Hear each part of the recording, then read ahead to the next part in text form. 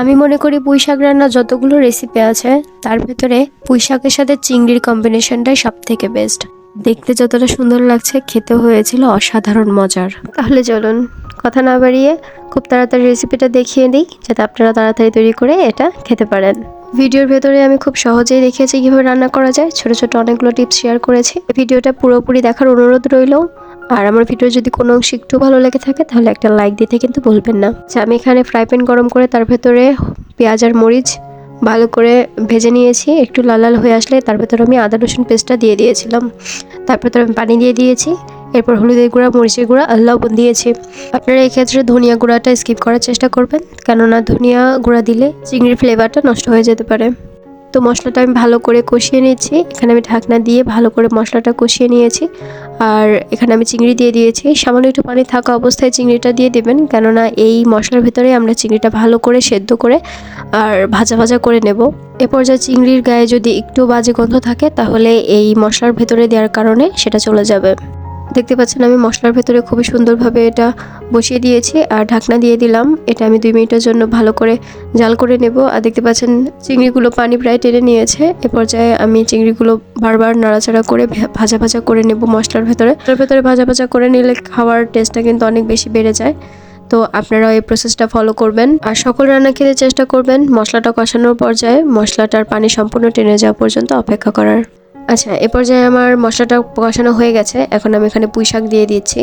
পুঁই শাক আমি এখানে হালকা একটু পাতলা পাতলা করে কেটে নিয়েছি, কেননা এগুলো জমিতে চাষ করা পুঁই শাক, বাজারে এছাড়া আর কোনো পুঁই শাক ছিল না। তো এগুলো অনেক বেশি মোটা হয়, যে ডাঁটাগুলো থাকে সেগুলো অনেক মোটা হয়। তো আমি ডাঁটাগুলো ভালো করে ছিলে কয়েক ফালা করে নিয়েছি। তাছাড়া এগুলো একদমই সেদ্ধ হতে চাইবে না। তো আপনারা যদি বাড়িতে বোনা পুঁই শাক রান্না করেন তাহলে সেক্ষেত্রে খুব একটা সমস্যার সম্মুখীন হবেন না, কেননা খুব সহজে এটা সেদ্ধ হয়ে যায়। আর বাজারের হলে একটু প্রবলেম হয়। তবে যদি মনে হয় যে একটু মোটা হয়ে যাচ্ছে বা সেদ্ধ হতে কোনো প্রবলেম হবে তাহলে অবশ্যই ডাঁটাগুলো একটু চিড়ে চিড়ে নিয়ে নেবেন।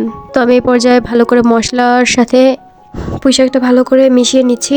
এখানে যেহেতু লবণ দেওয়া আছে, তো এখানে লবণ দেওয়ার কারণে খুব তাড়াতাড়ি পুঁই শাকের থেকে পানিটা বের হয়ে যাবে। তো আমি এই পর্যায়ে পানি ব্যবহার করব না। পুঁই শাক থেকে যে পানিটা বের হয়ে যায় সেই পানিটাই আগে শুকিয়ে নেওয়ার জন্য ঢাকনাটা দিয়ে দিচ্ছি। এখানে পানিটা টেনে আসা পর্যন্ত আমরা অপেক্ষা করব। এখানে দেখতে পাচ্ছেন আমি ঢাকনাটা তুলে ফেলছি আর এখানে পানিটা প্রায় মোটামুটি শুকিয়ে এসেছে। তো অবশ্যই খেয়াল রাখবেন এই পর্যায়ে যাতে ধরে না যায়, যেহেতু অনেক রকমের মশলা দেওয়া আছে। আপনারা এখানে অবশ্যই খেয়াল করেছেন আমি পুঁই শাকের পানিটা টেনে না আসা পর্যন্ত কিন্তু এক্সট্রাভাবে কোনো পানি ব্যবহার করিনি। তো আমি এখন পানিটা দিয়ে দিচ্ছি আর পানিটা আমি এখানে একটু বেশি করে দিচ্ছি যাতে বারবার দেওয়ার প্রয়োজন না হয় আর ডাঁটাটা ভালোভাবে সেদ্ধ হয়ে যায়। তো এই পর্যায়ে আমি পানিটা ভালোভাবে মিশিয়ে দিয়ে নাড়াচাড়া করে আমি এটা ঢাকনা দিয়ে দেবো। আর এটা আমি 10-15 মিনিটের জন্য আর উঠাবো না ঢাকনাটা, তাহলে চিংড়ির গন্ধটা খুব সুন্দরভাবে পুঁই শাকের ভেতরে চলে যাবে আর খেতে খুবই ভালো লাগবে। দেখতে পাচ্ছেন আমার রান্নাটার বলক চলে এসেছে। তো এরপর আমি ঢাকনাটা দিয়ে দিলাম আর 10-15 মিনিটের জন্য একদম লো হিটে দিয়ে দেবো এটা, যাতে ভালোভাবে সেদ্ধ হয়ে যায়। তো দেখতে পাচ্ছেন এখানে আমার পানিটা মোটামুটি টেনে এসেছে, এখনও পুরোপুরি টেনে আসেনি। তো আমি এই পর্যায়ে আবার ঢাকনাটা দিয়ে দেব যাতে পানিটা একদম পুরোপুরি টেনে আসে। আর এ পর্যায়ে আমি চেক করে নিচ্ছিলাম যে ডাঁটাগুলো ভালো করে সেদ্ধ হয়েছে কিনা, তবে ডাঁটাটা খুব ভালো করে সেদ্ধ এখনও হয়নি। তো এই পর্যায়ে আমি চুলার আঁচটা আরেকটু কমিয়ে দিয়ে পুরোপুরি আমি 10 মিনিটের জন্য ঢাকনাটা দিয়ে দেব। আর পুঁই শাকের পাতাগুলো যদি আপনারা সবুজ সবুজ রাখতে চান তাহলে বলক ওঠার পরবর্তী টাইমে পুঁই শাকের পাতাগুলো দিয়ে দেবেন। আমি এখানে একসাথেই দিয়ে দিয়েছিলাম। তো দেখতে পাচ্ছেন এখানে আমার আস্তে আস্তে করে দিয়েছিলাম আর এটা খুব ভালোভাবে এখন সেদ্ধ হয়ে গেছে, একটুও কাঁচা ভাবটা নেই। আর করছি আপনারা যখন বাড়িতে রান্না করে খাবেন আপনাদের কাছেও অসম্ভব ভালো লাগবে। আমার ভিডিওর কোনো অংশ যদি একটু ভালো লেগে থাকে তাহলে অবশ্যই একটা লাইক, কমেন্ট এবং চ্যানেলটা সাবস্ক্রাইব করতে ভুলবেন না। আর এতক্ষণ পর্যন্ত আমার ভিডিওটা দেখার জন্য আপনাদের অসংখ্য ধন্যবাদ।